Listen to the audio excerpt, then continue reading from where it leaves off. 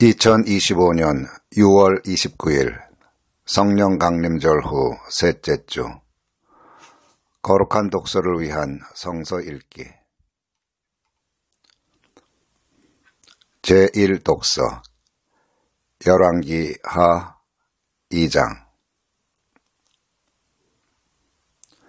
엘리야가 승천하다. 주님께서 엘리야를 회오리 바람에 실어 하늘로 데리고 올라가실 때가 되니 엘리야가 엘리사를 데리고 길갈을 떠났다. 길을 가다가 엘리야가 엘리사에게 말하였다. 나는 주님의 분부대로 베델로 가야 한다. 그러나 너는 여기에 남아 있거라. 그러나 엘리사는 주님께서 살아계심과 스승께서 살아계심을 두고 맹세합니다. 나는 결코 스승님을 떠나지 않겠습니다. 하고 말하였다. 그리하여 그들은 함께 베델까지 내려갔다. 엘리야가 엘리사에게 말하였다. 나는 주님의 분부대로 요단강으로 가야 한다. 그러나 너는 여기에 남아 있거라. 그러나 엘리사는 주님께서 살아계심과 스승께서 살아계심을 두고 맹세합니다. 나는 결코 스승님을 떠나지 않겠습니다. 하고 말하였다. 그리하여 두 사람은 함께 길을 떠났다. 예언자 수련생들 가운데서 50명이 요단강까지 그들을 따라갔다. 엘리야와 엘리사가 요단강가에 서니 따르던 제자들도 멀찍이 멈추어 섰다. 그때 엘리야가 자기의 겉옷을 벗어 말아서 그것으로 강물을 치니 물이 좌우로 갈라졌다. 두 사람은 물이 마른 강바닥을 밟으며 요단강을 건너갔다. 요단강 맞은쪽에 이르러 엘리야가 엘리사에게 말하였다. 주님께서 나를 데려가시기 전에 내가 네게 어떻게 해주기를 바라느냐. 엘리사는 엘리야에게 스승님이 가지고 계신 능력을 제가 갑절로 받기를 바랍니다. 하고 대답하였다. 엘리야가 말하였다. 너는 참으로 어려운 것을 요구하는구나. 주님께서 나를 너에게서 데려가시는 것을 내가 보면 내 소원이 이루어지겠지만 그렇지 않으면 그것이 이루어지지 않을 것이다. 그들이 이야기를 하면서 가고 있는데 갑자기 불병거와 불말이 나타나서 그들 두 사람을 갈라놓더니 엘리야만 회오리 바람에 싣고 하늘로 올라갔다. 엘리사가 이 광경을 보면서 외쳤다. 나의 아버지, 나의 아버지, 이스라엘의 병거이시며 마병이시여. 엘리사는 엘리야를 다시는 볼 수 없었다. 엘리사는 슬픔에 겨워서 자기의 겉옷을 힘껏 잡아당겨 두 조각으로 찢었다. 그리고는 엘리야가 떨어뜨리고 간 겉옷을 들고 돌아와 요단 강가에 서서 엘리야가 떨어뜨리고 간 그 겉옷으로 강물을 치면서 엘리야의 주 하나님, 주님께서는 어디에 계십니까? 하고 외치고 또 물을 치니 강물이 좌우로 갈라졌다. 엘리사가 그리로 강을 건넜다.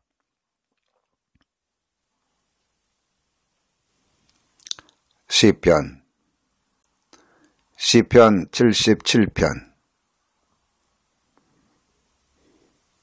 환난 때 하나님이 백성과 함께 계신다. 내가 하나님께 소리 높여 부르짖습니다. 부르짖는 이 소리를 들으시고 나에게 귀를 기울여 주십시오. 내가 고난당할 때 나는 주님을 찾았습니다. 밤새도록 두 손을 치켜들고 기도를 올리면서 내 마음은 위로를 받기조차 마다하였습니다. 주님께서 하신 일을 나는 회상하렵니다. 그 옛날에 주님께서 이루신 놀라운 그 일들을 기억하렵니다. 주님께서 해주신 모든 일을 하나하나 되뇌고 주님께서 이루신 그 크신 일들을 깊이 되새기겠습니다. 하나님, 주님의 길은 거룩합니다. 하나님만큼 위대하신 신이 누구입니까? 주님은 기적을 행하시는 하나님이시니 주님께서는 주님의 능력을 만방에 알리셨습니다. 주님의 백성, 곧 야곱과 요셉의 자손을 주님의 팔로 속량하셨습니다. 셀라. 하나님, 물들이 주님을 베었습니다. 물들이 주님을 베었을 때 두려워서 떨었습니다. 바닷속 깊은 물도 무서워서 떨었습니다. 구름이 물을 쏟아내고 하늘이 천둥 소리를 내니 주님의 화살이 사방으로 날아다닙니다. 주님의 천둥 소리가 회오리 바람과 함께 나며 주님의 번개들이 번쩍번쩍 세계를 비출 때 땅이 뒤흔들리고 떨었습니다. 주님의 길은 바다에도 있고 주님의 길은 큰 바다에도 있지만 아무도 주님의 발자취를 헤아릴 수 없습니다. 주님께서는 주님의 백성을 양떼처럼 모세와 아론의 손으로 인도하셨습니다.